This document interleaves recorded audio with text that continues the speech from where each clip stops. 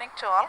I am Dr. Kalaiarasi, Associate Professor of Physics and former AQC Coordinator of Jaira Janapakyam College for Women, Periyuklam.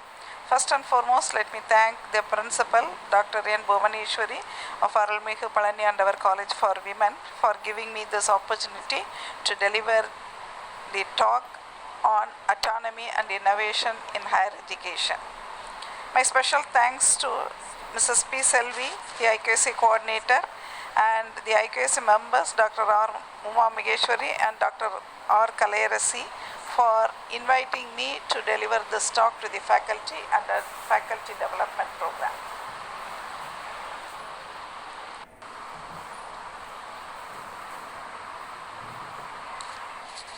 My presentation will be on what is autonomous and autonomy, what are the various functional areas of autonomy in higher education, what are the various innovations to be followed in an autonomous colleges. Let me start with what is autonomous. Auto means self and nomos means law, so it is a Greek word. It also means independent, free from external control, self-governing, and sense of responsiveness and responsibility. Hence, autonomous is having the freedom to govern itself or control its own affairs. What is autonomy? According to the definition given by UNESCO, institutional autonomy is a degree of self-governance necessary for effective decision making by institutes of higher education regarding their academic work standards, management, and related activities. It is also determined by the level of capability and the right of an institution to decide its course of action about institutional policy, planning, financial and staff management, compensation, students, and academic freedom without interference from outside authorities. What are the areas of autonomy in higher education? So they are academic autonomy, financial autonomy, and administrative autonomy.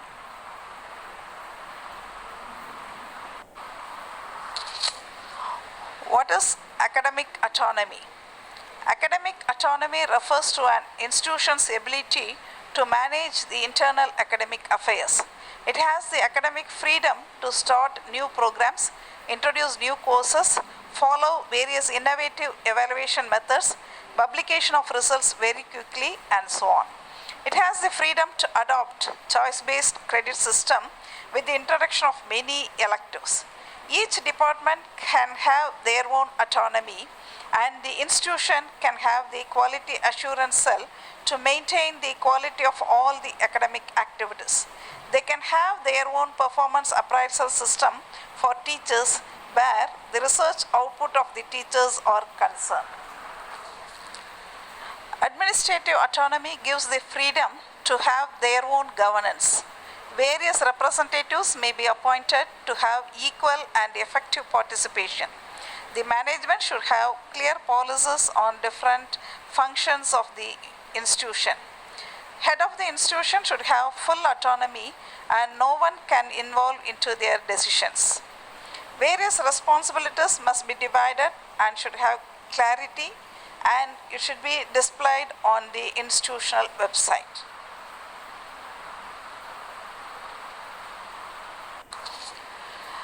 Financial autonomy is the institution's ability to decide freely on its internal financial affairs.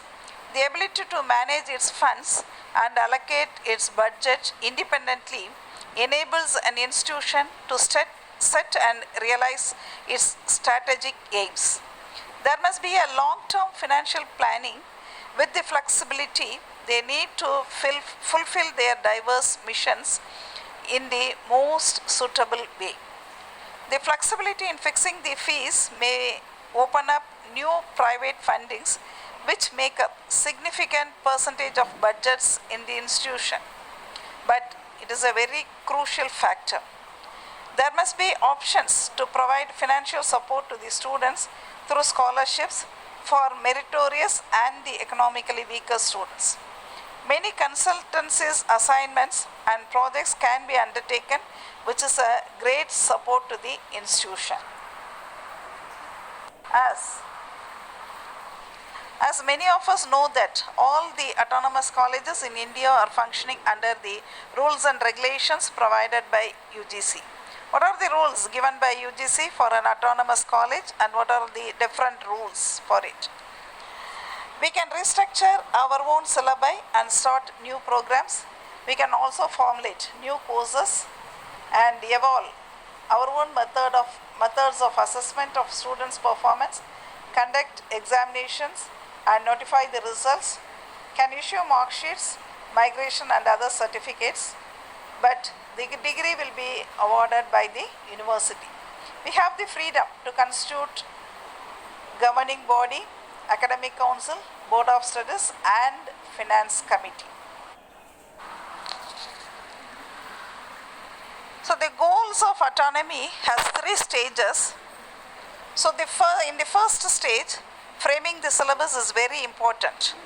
The syllabi, what we frame, should focus on the various needs of the students. We should not do cut, copy and paste. We must really take care, keeping in mind the status of students.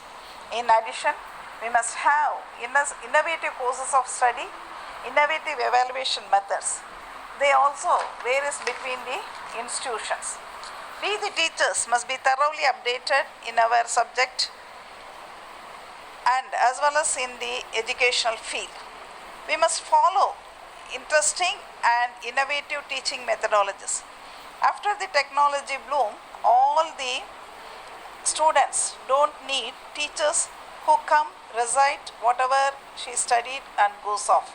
They expect some new ideas from us which could mold them and their skills.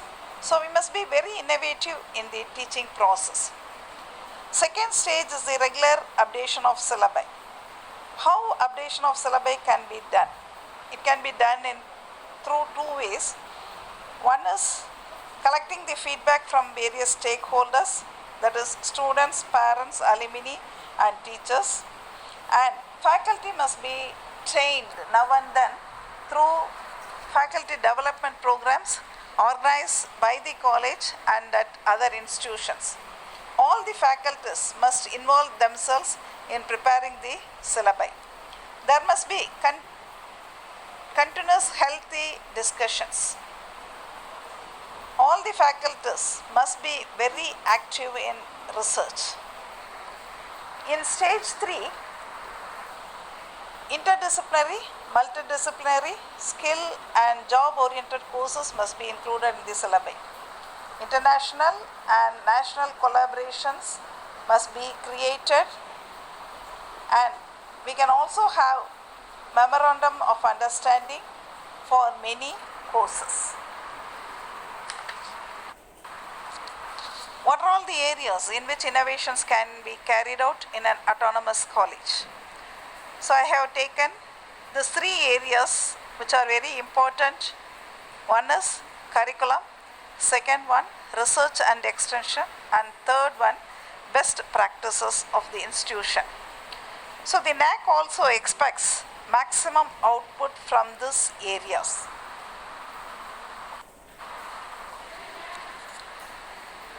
First one is curriculum. NAC has given 3 thrust areas or the 3 key indicators for this curriculum, which comes under criteria 1. They are curriculum design and development, academic flexibility and curriculum enrichment. In curriculum design and development, we have 3 sections, that is outcome based education, revision of syllabus, and what are the courses which focus on employability and skills. So outcome based education is entirely a different area where one-day workshop can be conducted to implement this outcome based education. So syllabus revision is very, very important while framing the curriculum. Curriculum, what we are framing, should focus on the needs of the students of different levels, because the level of the students will be different and they are coming from different sections. So what we are doing in our college for the benefit of the students who are coming at different levels. So we have two different streams in English, or to English. So as soon as the bridge course is over, a test will be conducted and the students will be grouped as stream A and stream B based on the marks obtained by them. The level of the syllabi for stream B will be slightly higher than the level of the syllabi of stream A. Similarly, for computer education also we have the streaming system. We have separate syllabi for maths, physics, chemistry, and another syllabi for English, Tamil, history, and another syllabi for commerce with computer applications and business administration, and separate syllabi for computer science. Because in the computer education we cannot give the same syllabi for all the majors. So we have grouped the students of different disciplines and giving the syllabi according to their needs. And also, while framing, our course should have more focus to train the students on employability and skills. Academic flexibility. Academic flexibility is that there should be horizontal mobility, interdisciplinary options, credit system and credit transfers. Choices offered in the curricula are considered. As UGC itself gives the freedom to transfer the credits of MOOCs courses, students must be asked and motivated to register for MOOCs courses and the credits can be transferred. More number of self-study papers can be introduced. More supportive courses can be offered to add the flavor of the curriculum. So they are the value-added courses, which includes diploma and certificate courses. Postgraduate diploma course will come under the program. Human values, environmental studies, ethics, gender issues can be added in the curriculum under cross-cutting issues.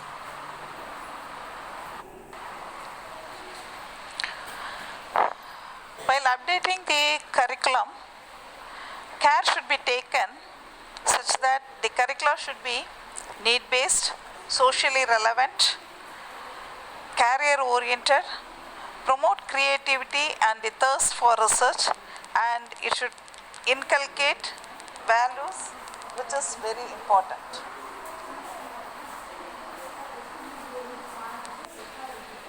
So what is need-based system approach? So it consists of different components. So the first one is need assessment. So it projects the present and future needs and also the user needs and the social, local, national and global needs. And the identification of objectives based on needs, perception of future society and individual. Individual needs comprises of knowledge development, skill development, attitude and character ethics development. So what are the process to achieve these objectives? So philosophy of the institution, training strategies, various training strategies can be followed and various teaching methodologies can be followed and it can be executed and the output can be reviewed by getting the feedback from the various stakeholders. This is the course structure what we follow and it is almost same in all autonomous colleges.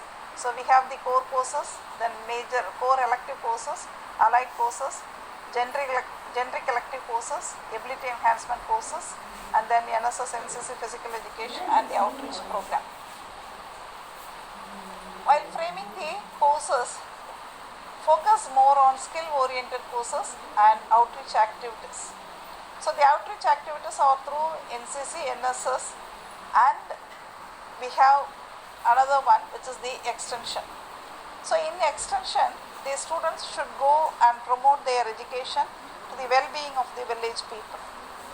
We have an excellent outreach activity through extension program. Students have to complete 140 hours and they have 2 credits for it. They will be divided into different groups and do the work on different categories.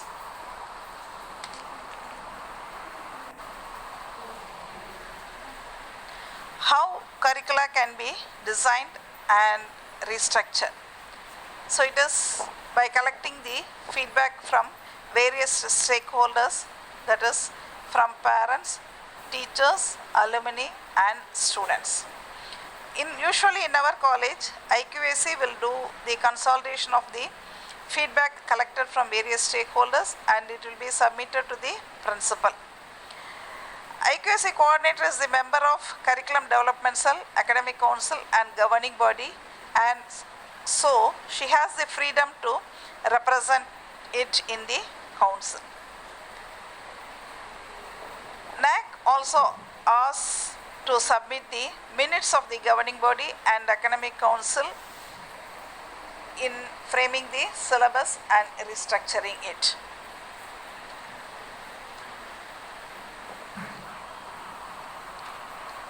We can also refer various modules from UGC and other universities, and the revision of syllabus can be done once in 3 years and also whenever needed. All the faculties should involve themselves in framing the syllabus. That is very, very important.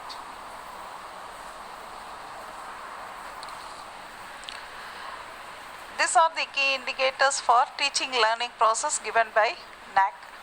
Teaching learning process should always be student centric and various teaching methodologies must be followed to enrich the students.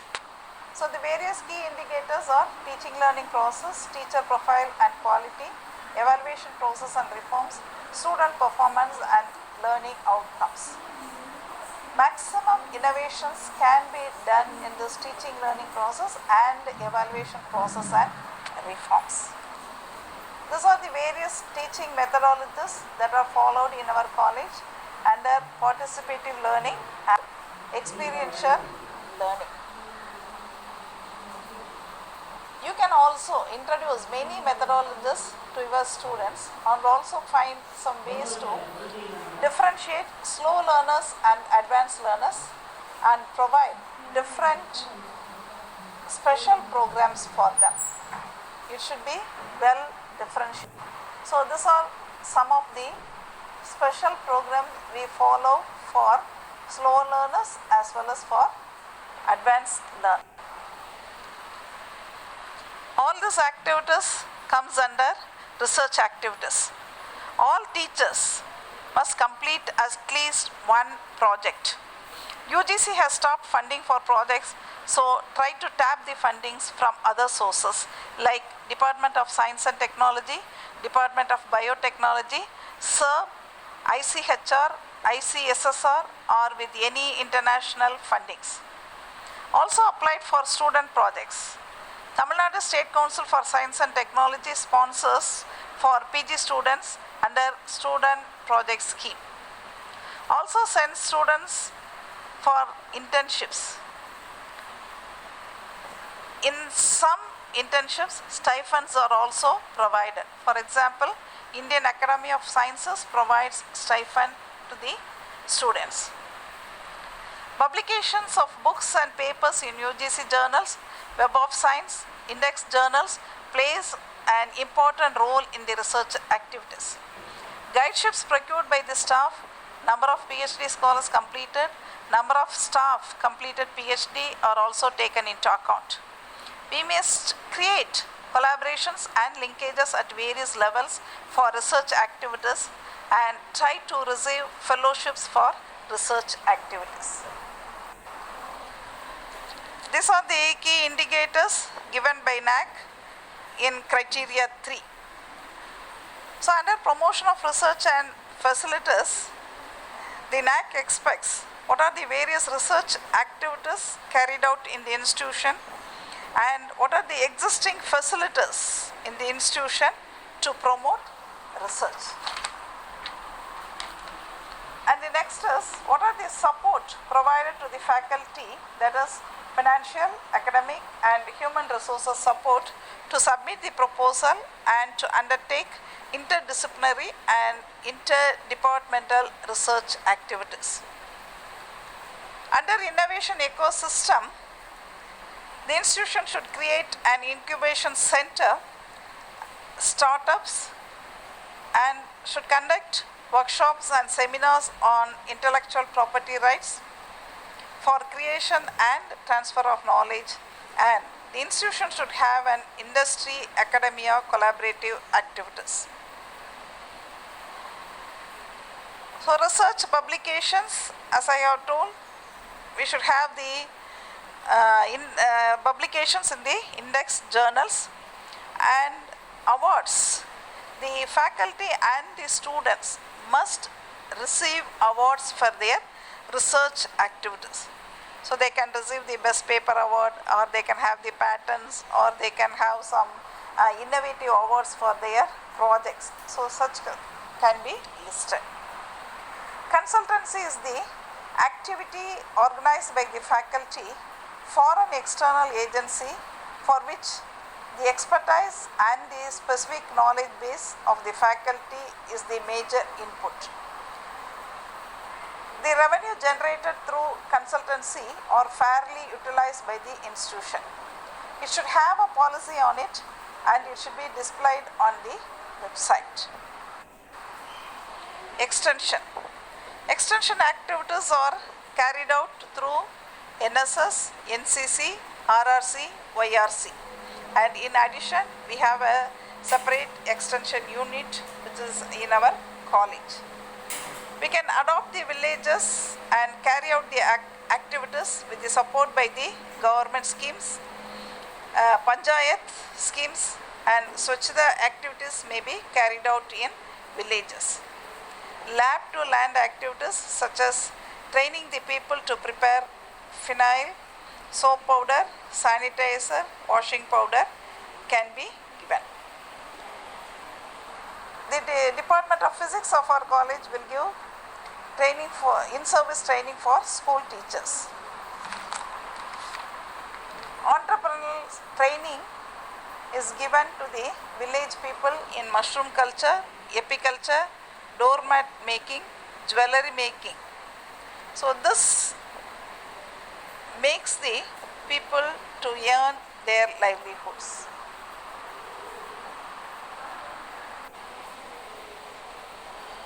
These are the key indicators given by NAC on institutional values and best practices in criteria 7. So we have 3 sections. One is institutional values and social responsibilities. Next one is the best practices, and the third one is the institutional distinctive. So institutional values and social responsibilities focuses on the environmental friendly practices such as energy conservation, rainwater harvesting, waste recycling, that is solid liquid waste management, e-waste management, carbon neutral and green practices. So green audit should be done when you go for NAC.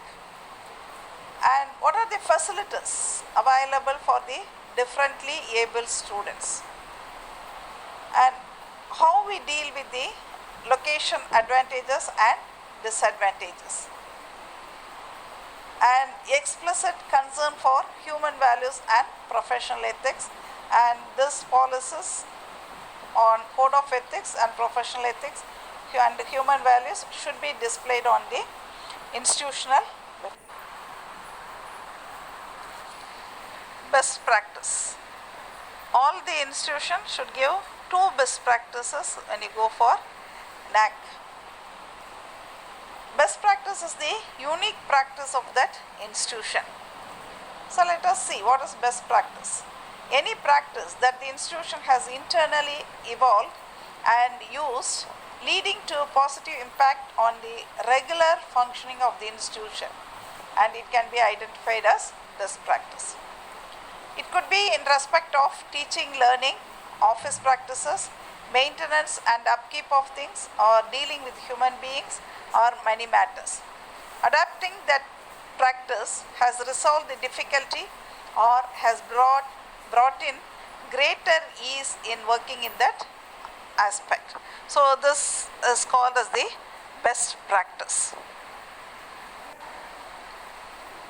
Another important aspect is the institutional distinctiveness. Every institution would like to be recognized for certain of its attributes which make it distinct or one of its kinds. Such attributes characterize the institution and are reflected in all its activities in focus and in practice.